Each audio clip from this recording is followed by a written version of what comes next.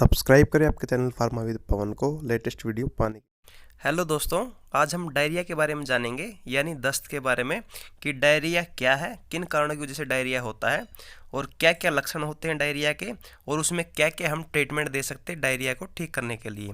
तो दोस्तों पूरी डिटेल में आप सभी को बताएंगे डायरिया के ट्रीटमेंट के बारे में, लक्षणों के बारे में, क्या होता है डायरिया। तो उसके लिए आप सभी से रिक्वेस्ट वीडियो पूरा देखें। अगर आप चैनल पर नए हैं तो चैनल को भी सब्सक्राइब कर ले। चलिए दोस्तों वीडियो को हम स्टार्ट कर लेते हैं। तो दोस्तों बात कर लेते हैं डायरिया होता क्या है। तो डायरिया डाइजेस्टिव सिस्टम से जुड़ी हुई एक समस्या होती है। जब भी हम खाना पीना खाते हैं तो हमारा डाइजेस्टिव सिस्टम खाने पीने को अच्छे ढंग से पचा नहीं पाता है, और अगर हमारा खाना पीना अच्छे ढंग से पचेगा नहीं तो वो लिक्विड के साथ मिलकर शरीर में मोशन के रूप में बाहर निकल आएगा।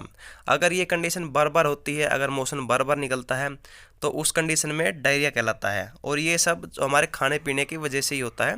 अगर हमारा डाइजेस्टिव सिस्टम, हमारा जो लीवर होता है वो ढंग से काम नहीं करेगा तो उस कंडीशन में हमें डायरिया की प्रॉब्लम देखने को मिल जाएगी। तो जो डायरिया होता है यह किसी भी उम्र के व्यक्ति को हो सकता है।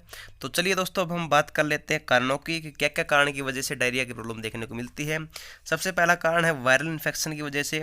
अगर किसी को वायरल इन्फेक्शन हो गया है तो उस कारण डायरिया हो सकता है। यदि किसी को बैक्टीरियल इन्फेक्शन हो गया है तो उस कारण से भी डायरिया हो सकता है। अगर किसी ने ओवर ईटिंग कर ली हो, यानी अगर किसी ने ज़्यादा खाना खा लिया तो उस कंडीशन में भी डायरिया की प्रॉब्लम हो सकती है। अगर कोई संक्रमण युक्त खाना खाता है, यानी अगर कोई संक्रमण वाला खाना खाता है और संक्रमण वाला पानी पीता है, यानी गंदा खाना गंदा पानी पीता है, तो उस कंडीशन में भी डायरिया की प्रॉब्लम देखने को मिल जाती है। अगर किसी का डाइजेस्टिव सिस्टम खराब हो तो उस कंडीशन में भी डायरिया की प्रॉब्लम देखने को मिल जाती है। अगर किसी के लीवर में प्रॉब्लम हो, लीवर से संबंधित कोई डिजीज़ हो तो उस कंडीशन में भी डायरिया की प्रॉब्लम देखने को मिल जाती है। या कोई व्यक्ति अगर कब्ज तोड़ने वाली टैबलेट ज़्यादा खा चुका है तो उस कंडीशन में भी डायरिया की प्रॉब्लम देखने को मिल जाती है। तो चलिए अब हम बात कर लेते हैं लक्षणों की कि क्या क्या लक्षण होते हैं। तो जैसे मैंने आपको पहले बताया कि बार बार है जो मोशन करेगा, यानी बार बार उसका लैट्रिन जाने का मन रहेगा। सेकंड में उसके पेट में दर्द होगा, पेट के दर्द के साथ साथ में उसके पेट में मरोड़े उठेंगे, और मरोड़ों के साथ में उसको उल्टी या फिर चक्कर भी उनको आ सकता है, और उसके साथ साथ में उनको घबराहट भी हो सकती है। और कई बार क्या होता है, अगर ज़्यादा लूज मोशन की समस्या हो जाए तो उसके अंदर पानी की शरीर में कमी भी हो जाती है, बार बार उनको प्यास लगती है, बार बार वो पानी मांगते हैं। उसके साथ साथ में शरीर में कमजोरी भी आती है। कमजोरी आने के साथ में उनका जो बीपी है वो भी उनका डाउन हो जाता है। कई बार उनको पेशाब भी कम आने लग जाता है क्योंकि शरीर के अंदर पानी की कमी हो जाती है। तो ये लक्षण है जो डायरिया के पेशेंट में देखने को मिलेंगे। तो चलिए अब हम बात कर लेते हैं ट्रीटमेंट की, क्या क्या हम उनको ट्रीटमेंट दे सकते हैं।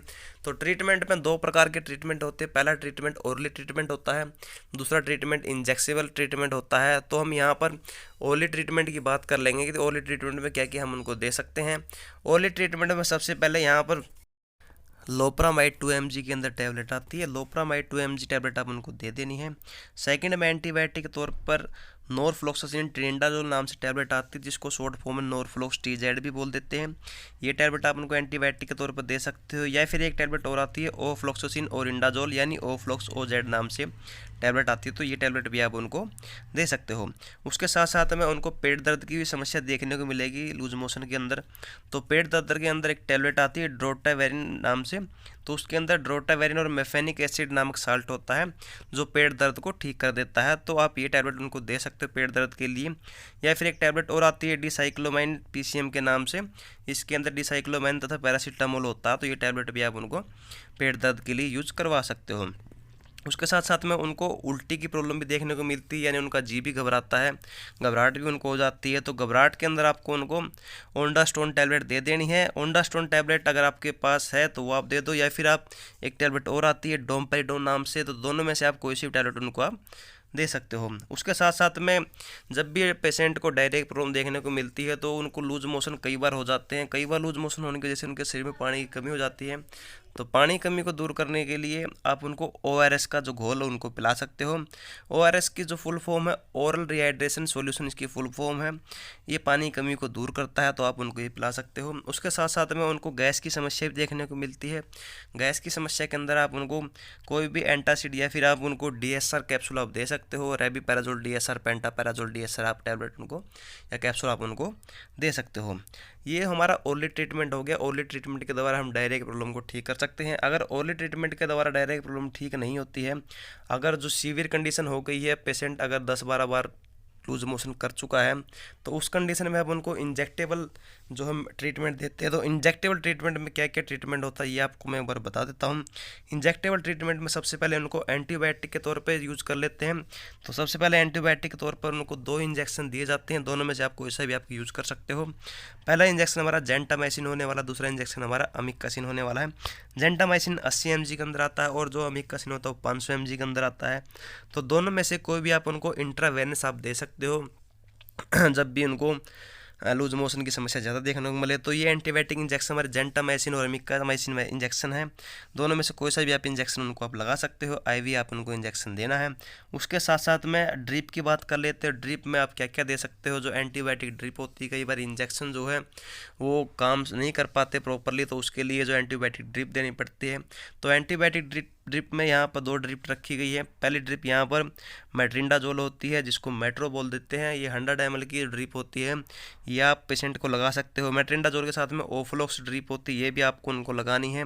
ओफ्लॉक्स नाम से ये ड्रिप आती है, तो दोनों ड्रिप आपको उनको लगा देनी है। उसके साथ साथ में उनको जो पेट दर्द की समस्या भी मिलती है, तो पेट दर्द की समस्या के अंदर आप इंजेक्शन आता है डिक्लोसाइक्लोमिन का, तो वो आप लगा सकते हो, या फिर डिक्लोफिनैक इंजेक्शन आता है, वो भी आप उनको लगा सकते हो, जिससे उनके पेट की समस्या यहाँ पर ठीक हो जाएगी। उल्टी भी कई बार पेशेंट को आती है, तो उल्टी के लिए इंजेक्शन ओंडास्टोन इंजेक्शन होता है।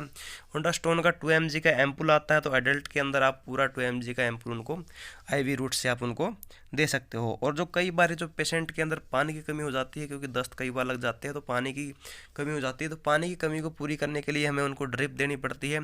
ड्रिप देने के लिए कि आपको बता देता हूँ ड्रिप कौन कौन सी आप उनको दे सकते हो। ड्रिप उनको आप एनएस दे सकते हो, आप उनको ड्रिप में डीएनएस दे सकते हो, और साथ साथ में आप उनको ड्रिप में आरएल भी आप उनको दे सकते हो। आप भी खासकर ध्यान रखना, अगर कोई शुगर का पेशेंट है, शुगर के पेशेंट में आपको डीएनएस नहीं देनी, क्योंकि इसके अंदर डेक्सट्रोज होता है, और आप इसके अंदर एनएस उनको दे सकते हो, क्योंकि ये नॉर्मल सलाइन होती है। अगर कोई हाई ब्लड प्रेशर का भी अगर पेशेंट है, किसी का बीपी अगर हाई होता है, तो उनको भी आपको एनएस नहीं देनी, क्योंकि इसके अंदर नॉर्मल सलाइन होता है। नॉर्मल सलाई के अंदर इसके अंदर जो 0.9% इसके अंदर नमक होता है, जिससे उनका बीपी भी बढ़ने की समस्या हो जाएगी।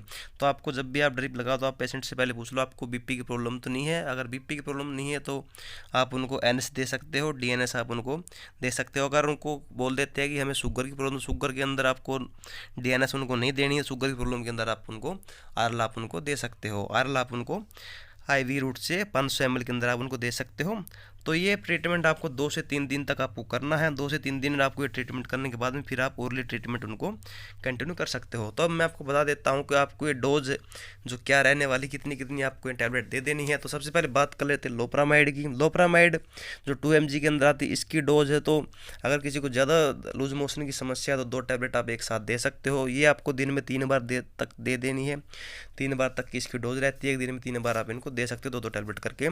और अगली ये जो टैबलेट होती है नॉरफ्लॉक्स या फिर ओफ्लॉक्सिन, दोनों में से आपको एक देनी है। इनकी जो डोज रहती है वो दिन में आप 2 बार ले सकते हो, एक टैबलेट सुबह, एक टैबलेट आपको शाम को ले लेनी है। डोटाविन टैबलेट होती है, ये भी आपकी जो दिन की 2 डोज रहती है, एक गोली सुबह, एक गोली शाम आप ले सकते हो। उसके साथ में ओंडास्टोन, अगर किसी को उल्टी की समस्या होती है, तो इसकी डोज 3 टाइम की रहती है, सुबह शाम दोपहर। आप इस टैबलेट को एक टैबलेट को आप उनको दे सकते हो। जब भी वो खाना खाए, तो खाना खाने से पहले आप ये टैबलेट ले सकते हैं, ताकि उनको घबराहट या फिर उल्टी ना आए। उसके साथ में जो ORS होता है, ORS आपको 1 लीटर पानी के अंदर पूरा पाउच डालकर उनको पिला देना है, जिससे उनका जो इलेक्ट्रोलाइट इम्बैलेंस होता है, इलेक्ट्रोलाइट उनका ठीक हो जाएगा, और बार बार उनको प्यास भी यहाँ पर नहीं लगेगी। जो गैस का कैप्सूल होता है, वो गैस का कैप्सूल आप एक टाइम आप दे सकते हो, खाली पेट उनको दे देना है। अब आपको ये जो ये ट्रीटमेंट है, आपको ये ट्रीटमेंट तब तक करना जब तक पेशेंट सही ढंग से ठीक नहीं हो जाता। और जो आपको इंजेक्टेबल ट्रीटमेंट, ये ट्रीटमेंट आपको 2 से 3 दिन तक कर लेना है। तो दोस्तों, ये पूरा वीडियो मेरा डायरिया के ऊपर था। तो मैंने आपको डायरिया के बारे में बता दिया है, क्या ट्रीटमेंट है, किस वजह से ये होता है। तो होपफुल आप सभी समझ गए होंगे। तो दोस्तों, अगर वीडियो अच्छा लगे तो चैनल को सब्सक्राइब करके जरूर जाइएगा। चलिए दोस्तों, मिलते हैं अगली वीडियो में, तब तक के लिए थैंक यू दोस्तों।